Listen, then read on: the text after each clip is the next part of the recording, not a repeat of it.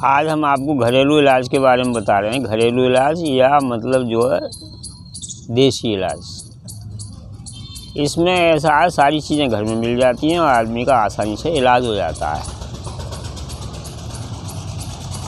5 minute में इलाज हो जाता है और आदमी पे ज़्यादा खर्चा भी नहीं पड़ता और सुखी जीवन जीता है। और वैसे इलाजों में आदमी 10-10, 20-20 साल इलाज भी ले रहा है, उसके बाद में पैसा भी अंधाधुंध खर्च हो रहा है, घर भी बर्बाद हो रहा है, फिर भी आदमी ठीक नहीं हो रहा है, तो वो इलाज है दुखदाई हैं। इसलिए देसी इलाज को अपनाना चाहिए और देसी इलाज से आदमी सुखी रह सकता है। आज हम चिकित्सा के बारे में जिक्र करेंगे। चिकित्सा कहते किसे हैं?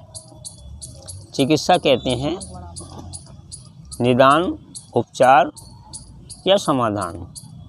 कोई भी रोग हो जाए शरीर में, अगर वो शरीर से रोग बाहर हो जाता है, उसको कहते हैं चिकित्सा।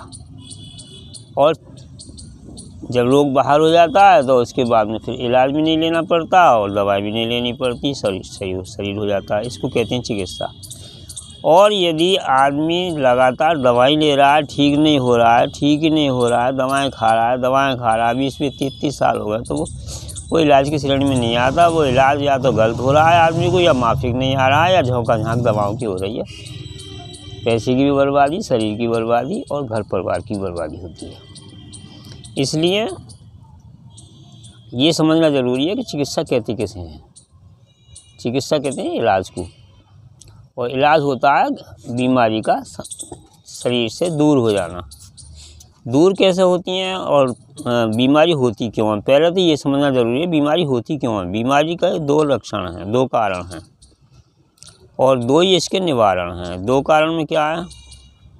एक तो ये है कि जो हमारे शरीर को चीज़ नष्ट मतलब माफिक नहीं आ रही है, अच्छी नहीं आ रही है, हमारे शरीर को सही नहीं लग रही है, हम उसे खाए जा रहे हैं, तो वो डिसएफिशिएंसी पैदा करती है, बीमारी पैदा करती है शरीर, क्योंकि शरीर उसे बर्दाश्त नहीं कर पा रहा और आप उसे खाए जा रहे हैं, तो नुकसान होना तो ज़रूरी है, वही बीमारी कहलाती है। और इसके अलावा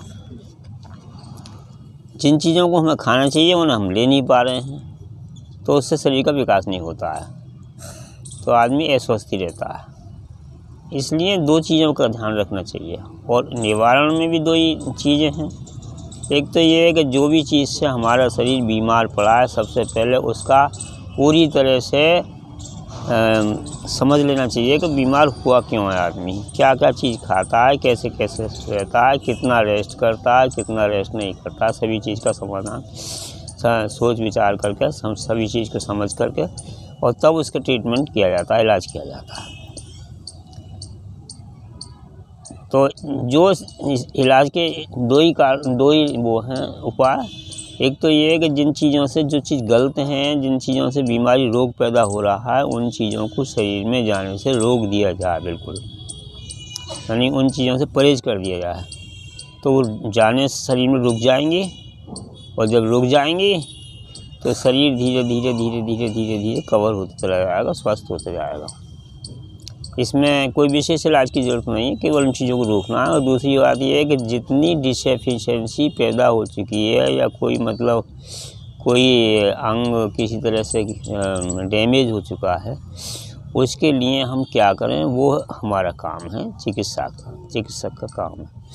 उसके लिए क्या देना है ये विचार करना एक चिकित्सक का काम है। वो चीज़ें कैसे भी दे सकते हैं, भोजन में भी दे सकते हैं, वो चीज़ें दवाओं से देते हैं लोग, दवाओं से भी दे सकते हैं, भोजन से भी दे सकते हैं, कैसे भी दे सकते हैं।